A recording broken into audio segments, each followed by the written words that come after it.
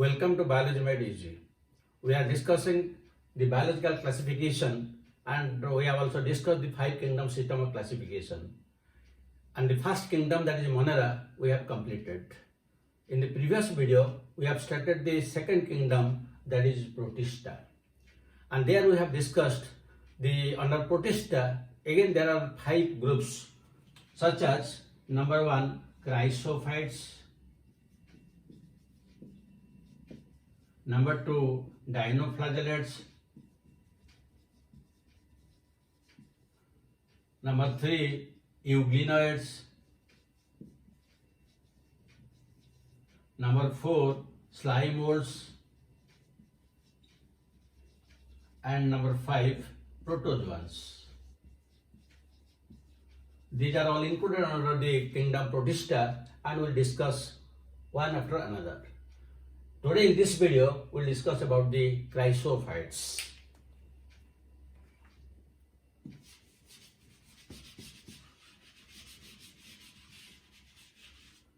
So, what the meaning of a chrysophyte? Usually, the chryso, it means we'll find gold. Phyton means plant.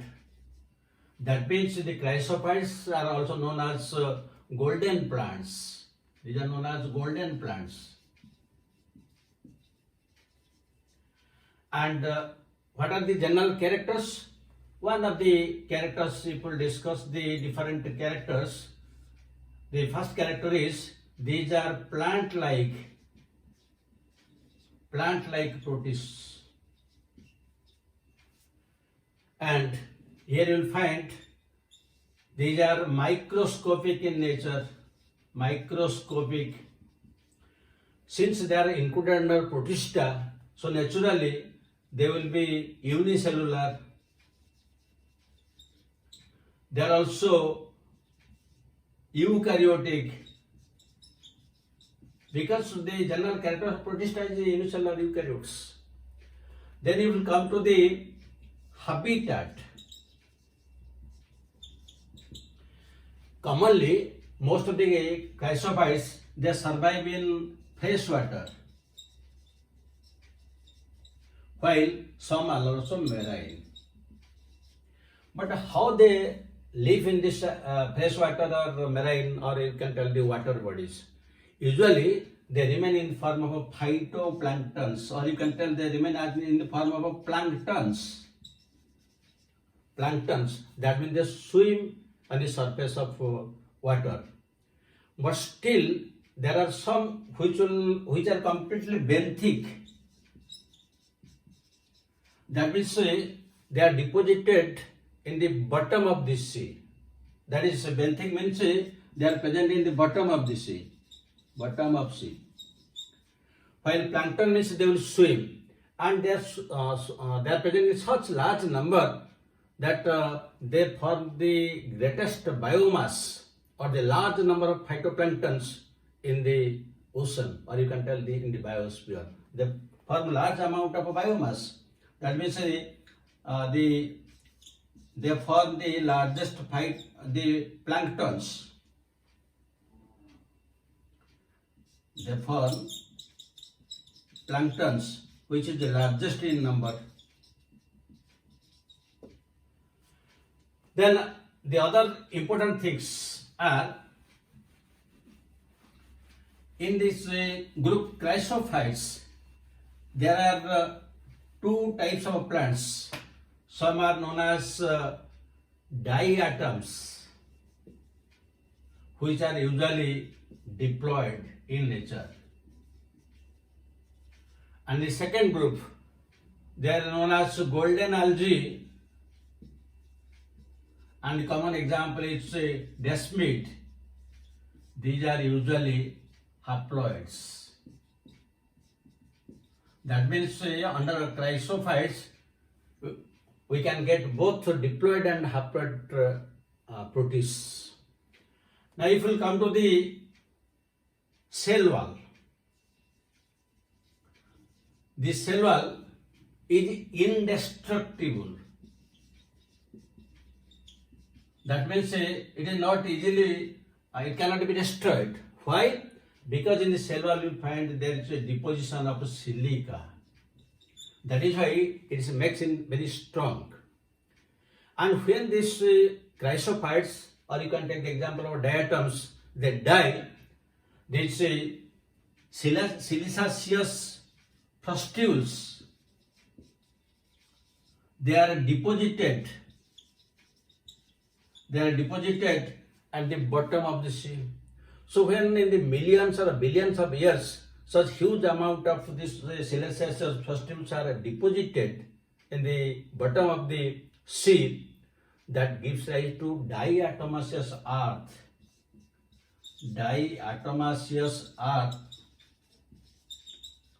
or also known as diatomite. And it has a lot of economic importance, which we will discuss in the later stage. So this is about the cell wall. Then we will come to the flagella and the structure also. You will find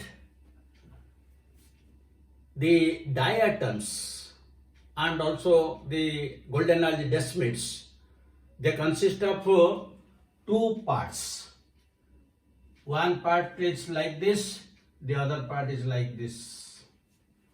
And these are the two sides of the cell wall, and it looks like soap bugs. Now the upper one is known as epitheca, and the lower is known as hypotheca. Again, depending upon the structure, these are the chrysophytes are again of two types. They may be pinnate or they may be centric. In case of pinnate, we'll get elongated symmetry.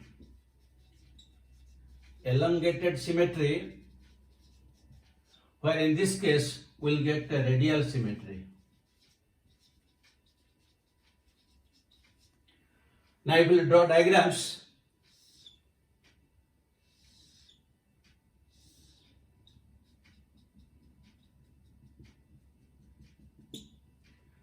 One is slightly bigger than the other because it will look like one soap box. The epitheca will be covered on the hypotheca. So this is the pinnate type and it is elongated. And here you can take the example, it's a navicula. If you go to the radial symmetry, it is centric, means it is round. We'll get like this. If this is the lower one, then the lower one means that is hypotheca, then the epitheca will be like this, surrounding that. So this is the radial symmetry, is round, and the example in this case, the example is Melocera.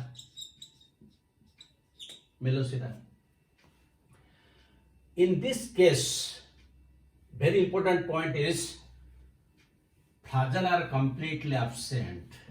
That means there is no flagella. This is very, very important from examination point of view. No flagella, important.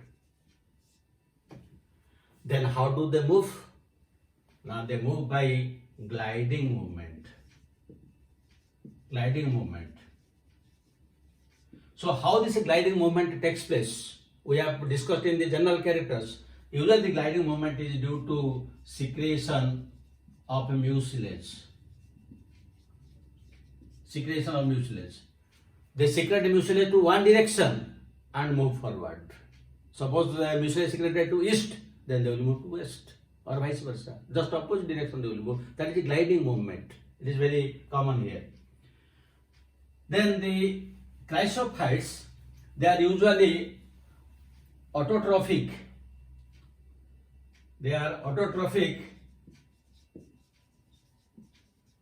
And photosynthetic. So when they are photosynthetic, naturally we will get the chloroplast and chromatophores. And in the chloroplast, we will get different types of pigments. So, the pigments which are present in the chloroplast, they are usually chlorophyll A, chlorophyll C, and fucoxanthin.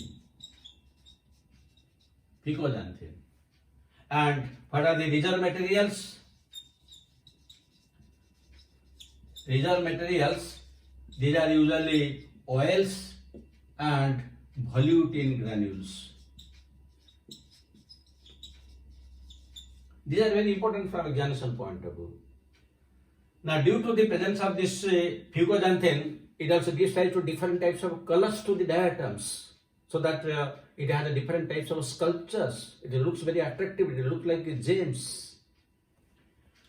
The next thing, what is the type of reproduction?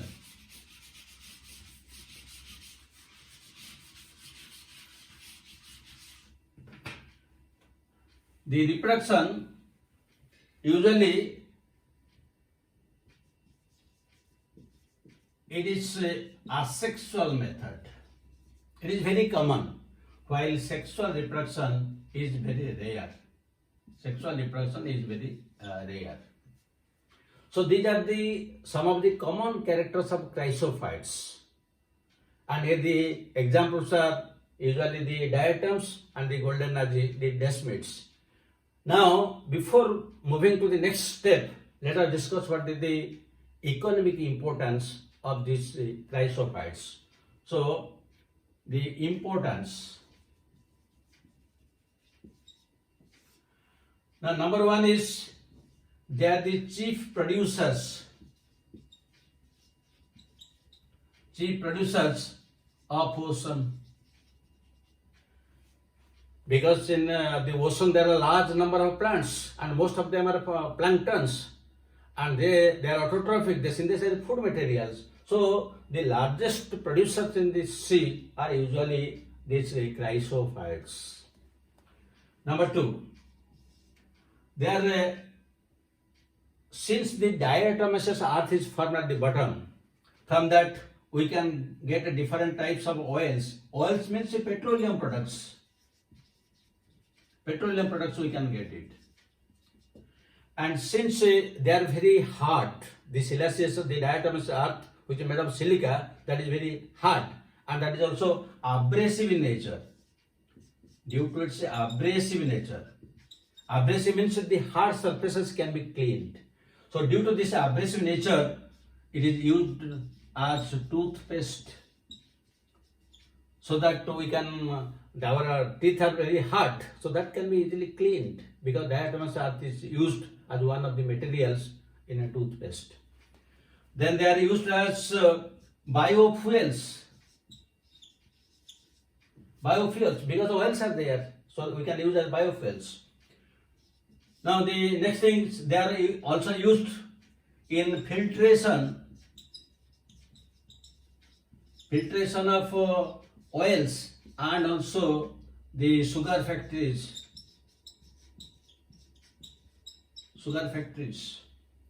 And another very important point is, since they are photosynthetic and they are the largest producer in the ocean, that means they provide maximum amount of oxygen to the atmosphere. That means we can tell that they provide maximum amount of oxygen to atmosphere. Then, since they are hard, they are also used in polishing. Different types of materials can be polished because of this, again, this abrasive nature, because the hard surfaces can be cleaned. So these are some of the general characters. But again, as already I have told you, under these chrysophytes, there are two groups. The diatoms are diploid and the rest are haploid. What is their structure? What is their type of life cycle? That we'll discuss in the next video. But before that, here we'll discuss questions.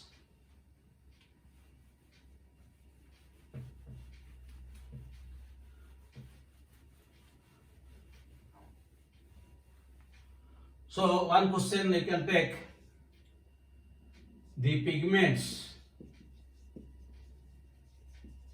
present in chrysophytes are A choice chlorophyll A, chlorophyll B, fucoxanthin. B choice chlorophyll B, chlorophyll C, fucoxanthin. C choice chlorophyll A, chlorophyll C, fucoxanthin. D choice chlorophyll A, chlorophyll C, and phycobilins. Phycobilins. We come to the second question. Which of the following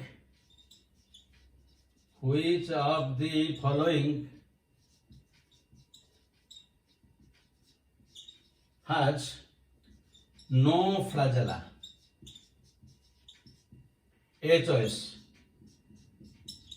navicula, B choice melosira, C choice desmids, and D choice all of the above. You will be able to answer the questions after going through the video. You must have gained some knowledge from this video. Thank you very much for watching it. God bless you. Have a good day.